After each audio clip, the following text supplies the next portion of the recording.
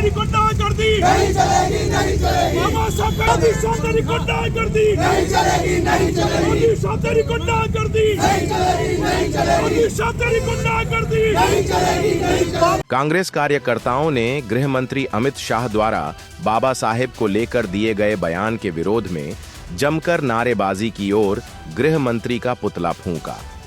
इस दौरान कांग्रेस कार्यकर्ताओं ने गृह मंत्री से नैतिकता के आधार पर इस्तीफा देने की मांग की है।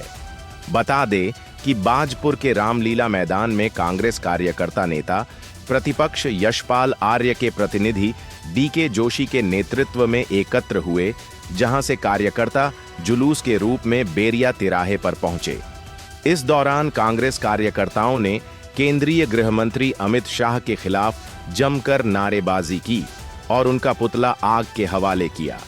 इस दौरान डीके जोशी ने कहा कि केंद्रीय गृह मंत्री ने जिस तरह बाबा साहब को लेकर अभद्र टिप्पणी की है वह सहन योग्य नहीं है। उन्होंने कहा कि केंद्रीय गृह मंत्री को तत्काल अपने पद से इस्तीफा दे देना चाहिए।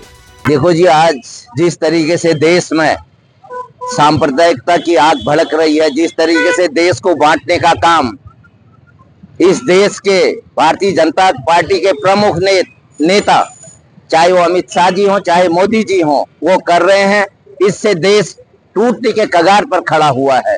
देश को बांटने का काम किया जा रहा है। जिस तरीके से हमारे संविधान निर्माता अंबेडकर जी की खुली संसद में उनके खिलाफ बोला जाता है और उनको कोई रोकने वाला नहीं है, ये एक सोचनीय विषय है। जब तक आम जनता नहीं जागेगी, जब तक आम जनता एक संदेश नहीं देगी, तब तक इन लोगों को कोई फर्क नहीं पड़ रहा है। ये लोग लोकतंत्र को खत्म करना चाहते हैं, संविधान को खत्म करना चाहते हैं। संविधान हम लोगों के लिए गीता से कम नहीं है। जिस संविधान के तहत आज तक हम लोग इस देश को आगे बढ़ाने का काम कर रहे हैं, अगर वही संविधान अगर नहीं रहेगा तो आप सोचिएगा कि इस देश का क्या हश्र होगा। हमारे देश में अनेक जाति धर्म के लोग रहते हैं और हमारा संविधान सबको जोड़ने का काम करता है।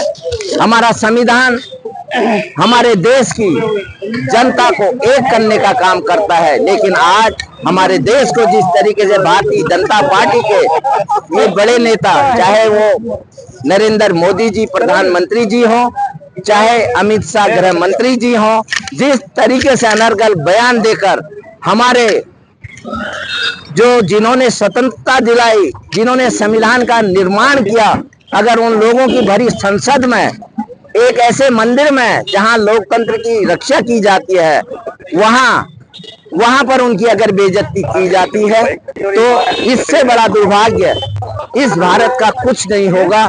मैं यही आप लोगों से भी अनुरोध करना चाहता हूं, हमारे पत्रकार बंधु हमारी लोकतंत्र की एक शक्ति के रूप में है, आप लोगों से कहना चाहूंगा कि बढ़ चढ़कर आप लोग इस देश के लोकतंत्र को बचाने के लिए, इस देश के संविधान को बचाने के लिए अपनी निर्भीक कलम को चलाने का काम करेंगे और हम लोग सड़क से लेकर संसद तक हम इन लोगों का विरोध करेंगे जो देश को तोड़ने का काम कर रहे हैं। यही मैं कहना चाहता हूं आपसे आज के